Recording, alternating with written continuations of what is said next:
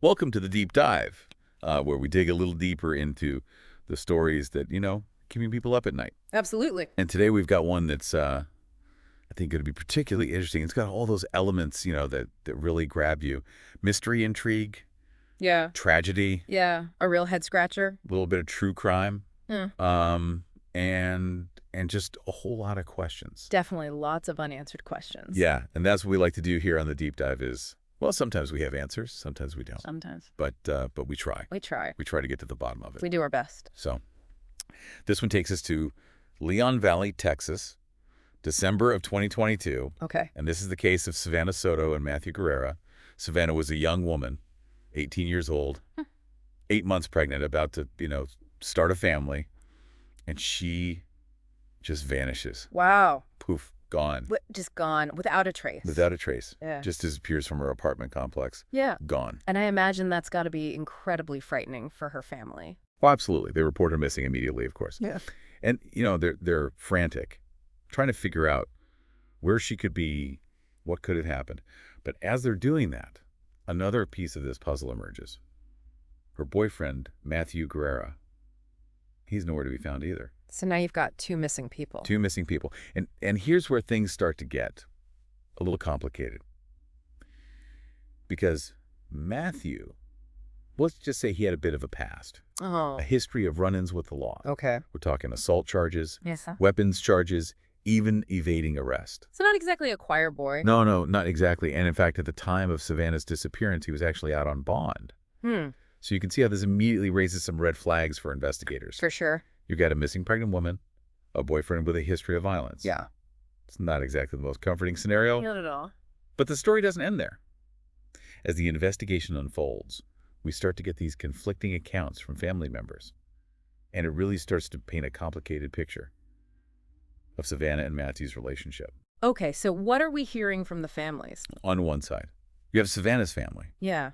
And they're deeply concerned. They're talking about a relationship that was, maybe not as happy as it seemed on the surface. Okay. They're suggesting that there might have been some tension, even some abuse. Oh, wow. They talk about instances where Savannah had, unexplained injuries, bruises that she tried to brush off. And some even claim to have witnessed Matthew being violent towards her. That's disturbing. It is. But then you have Matthew's side of the story. And this is mostly coming from his mother, who is understandably defensive of her son. Of course. She insists that he would never harm Savannah. And she even suggests that maybe they ran off together or that they were taken against their will. So it's a real he said, she said situation. Exactly. And it makes it incredibly difficult to figure out what was really going on between Savannah and Matthew. Yeah, you've got these two very different narratives. Right. And the truth, well, it's somewhere between. But finding it, that's the challenge. And then, just 4 days after Savannah disappears, there's a break in the case. Oh. A gray 2013 Kia Optima, the same car Savannah was last seen in.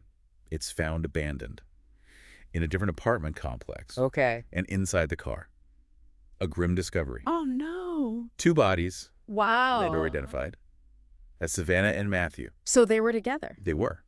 But the question of what happened to them, well, that was just the beginning of a whole new mystery. Yeah, because finding the bodies doesn't necessarily answer all the questions, does it? Not at all. In fact, it often raises even more. Right. And this case was no exception. The police chief at the time, he described the crime scene as perplexing and complex. Perplexing and complex. Those were his exact words. Huh. He hinted at the possibility of foul play. Okay. But he was very tight-lipped about the specifics. So they weren't giving much away. No, they weren't. And of course, that just fueled the fire of speculation online. Oh, Social media, particularly Facebook, it just exploded with theories and rumors. So what were people saying? Oh, you name it. People were claiming that the bodies had been tied up, that there were signs of a struggle. Some even said that Savannah's body was found with a car seat on top of her. A car seat. Yeah. That's a chilling detail. It is. And, whether it's true or not, it just adds to the horror of the whole situation. Absolutely. So we've got this real-life mystery unfolding. And at the same time, you've got this online frenzy with everyone trying to piece together what happened. It's like a real-life whodunit. It is. And the stakes. Yeah. Well, they couldn't be higher. Because 2 young lives are gone. Exactly. And an unborn child lost as well. It's just heartbreaking. It is. And it leaves us with so many questions. So where do we go from here? Well, we need to dig deeper. We need to look at the evidence. We need to examine the various theories Yeah. and try to separate fact from fiction. Sounds like a job for the deep dive. It is. And that's exactly what we're going to do. When we come back, we'll be diving into the heart of this mystery, exploring the different angles, and trying to make sense of this tragedy. I'm ready. Me too. So stay tuned. Welcome back to the deep dive. We're picking up right where we left off with the case of Savannah Soto and Matthew Guerrera. Remember those two bodies found in that abandoned car in Leon Valley? Yeah. We're at the young couple. The police called the crime scene perplexing. And they weren't kidding. So are we going to find out what made it so perplexing? Well, that's what we're here to do. Unpack the details, look at the evidence. All right. But before we get into all that, I think it's important to remember that this wasn't just a case. That was playing out in the real world. It was also exploding online. Oh, yeah. Social media was all over this one. It was. I mean, especially Facebook. Right. It was like a digital wildfire Yeah. with all these rumors and theories spreading like crazy. So what kind of theories were we talking about here? Well, you had everything. Yeah. From the plausible to the outlandish. Like what? Give us some examples. Okay. So some people were saying that the bodies had been tied up. Others were claiming that there were signs of a struggle. And then there was that really disturbing detail about the car seat. Right, the car seat. Yeah. Some people were saying that Savannah's body was found with a car seat on top of her. Oh, wow. That's pretty dark. Yeah, it is. And you know, whether it's true or not, it just adds this whole other layer of horror to an already tragic situation. It does? I mean, it's like something out of a nightmare. Yeah. A young pregnant woman about to start a family, and then It's just awful. it is. And the worst part is, the police weren't really saying anything. So they weren't confirming or denying any of these rumors? No, they were sticking to their perplexing and complex description, Okay. which, you know, is understandable. They don't want to jeopardize the investigation. Right. But it left a lot of people feeling frustrated. I bet. And it created this kind of vacuum that was quickly filled by all this online speculation. Yeah, that's what happens when people are desperate for answers. Exactly. And in this case, the answers weren't coming fast enough. So what changed? Well, the autopsy results came back. Ah. And that's when things took a really shocking turn. Okay, I'm on the edge of my seat here. What did they find? Both Savannah and Matthew had been shot. Shot. Yeah. Wow. Execution style. Execution style. Each with a single bullet behind the right ear. So this wasn't some random act of violence. No. This was deliberate. This was personal. Chilling. It was. So what happened to the missing persons case? It became a homicide investigation. A homicide. And not just any homicide. A capital murder investigation. Capital murder. Yeah, Now that's serious. it is. And for our listeners who might not be familiar with the legal jargon, a capital murder charge means that the deaths occurred during the commission of another felony, like robbery or kidnapping. Right. It's the most serious charge you can face in Texas. And it carries the possibility of the death penalty. Exactly. So the police were now treating this as a potential double homicide, with the added layer of an unborn child also losing their life. Right. So now, the question wasn't just what happened, but who did this and why. The why is always the big question, isn't it? It is. In any crime, but especially in a case like this, where you have two young people with their whole lives ahead of them, brutally murdered. Yeah, who would do something like that? That's what the investigators were trying to figure out, and they were looking at all angles. Okay, so lay it on us. What were some of the theories they were exploring? Well, one of the first things they considered was the possibility of domestic violence. Right, given Matthew's history of assault charges. Exactly. And the accounts from Savannah's family about potential abuse. So maybe this was a case of things escalating out of control. Maybe. But then, again, if it was just a domestic dispute, why the execution-style killings? Yeah, that does seem a bit excessive. Right, it's like they were sending a message. Okay, so maybe something else was going on. Exactly. And that's why the investigators were also looking into Matthew's past, his connections, his potential involvement in other criminal activities. Right, because we know he wasn't exactly a stranger to trouble. No, he wasn't. And remember his mother. While she was defending his character, she did mention that he might have been mixed up in something sketchy. Oh, yeah, I remember that. So the police were digging into that. Trying to find out if he had made any enemies. Exactly. Or if he owed money to the wrong people. Right. Or if he was involved in a drug deal gone wrong. All possibilities. It sounds like they had their work cut out for them. They did. But then, There was another theory that emerged, one that added an even darker layer to this already tragic story. Okay.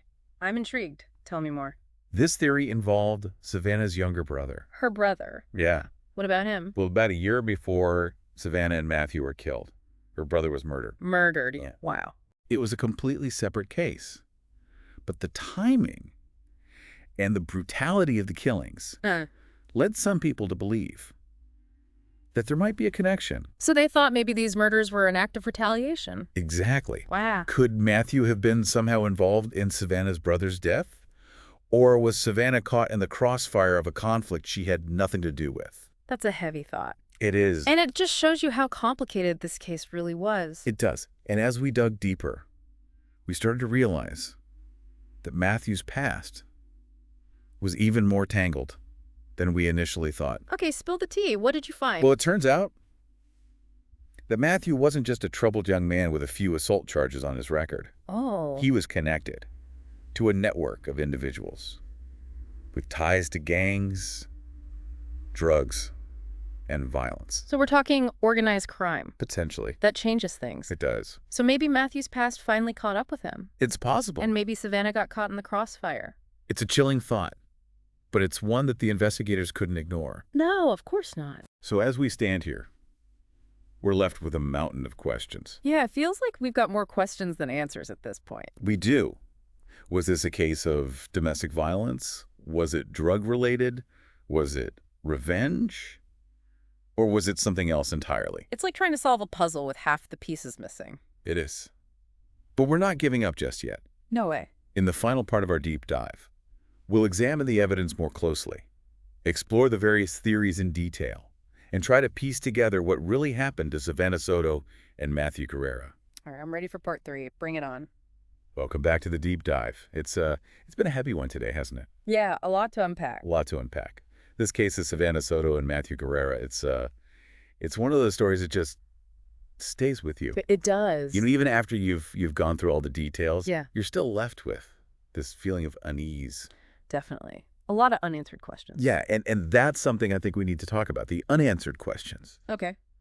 Because in this case, there are a lot of them, There are. and we may never get all the answers. That's true. But that doesn't mean we can't learn from this tragedy. Mm-hmm. In fact, I think this case offers some really important lessons about the nature of truth, about the complexities of human relationships, and about the devastating impact of violence. I agree. I think this case really highlights the challenges of trying to find the truth in the digital age.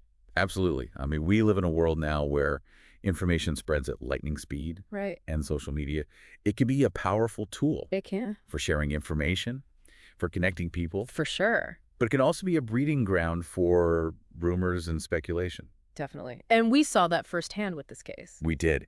As soon as the news broke about Savannah and Matthew's bodies being found, the internet just exploded. With theories and Yeah. accusations and just a whole lot of noise. Yeah. And, you know, it's understandable that people wanted answers. Of course. But the problem is when that desire for answers turns into this kind of online frenzy, it can actually make it harder to get to the truth. Absolutely. It can muddy the waters. It does. And it can create a lot of unnecessary pain and suffering for the families involved, for the community. It's like everyone's trying to solve the puzzle, Yeah. but they're all working with different pieces, and some of those pieces might not even belong. Exactly. So I guess the lesson here is that we need to be careful about the information we consume online. Right. We need to be critical thinkers. We need to question our sources. And we need to be wary of sensationalized stories that prey on our emotions. And we need to remember that there are real people at the heart of these stories. Yes, real people with Yeah. real lives who are affected by the things we say and do online. And sometimes, the best way to find the truth is to step back from the noise and let the investigators do their job. That's a good point. And, you know, even if we never get all the answers in this case, I think we can still find some solace in knowing that the investigation's ongoing, Right. that the police are still working to bring those responsible to justice, and that Savannah and Matthew's families haven't been forgotten. That's important. It is. And I think it's also important to remember that this case, it's not just a story. It's a tragedy. It is. 2 young lives were lost. And an unborn child. Yeah. And that's something we should never forget. Yeah. So as we wrap up our deep dive today, I want to leave you with this thought. Let's be mindful of the information we share. Let's be kind to one another. Absolutely. And let's never stop seeking the truth, even when it's difficult, even when it's painful, because the truth matters. It does. Thanks for joining us on the Deep Dive. We'll see you next time.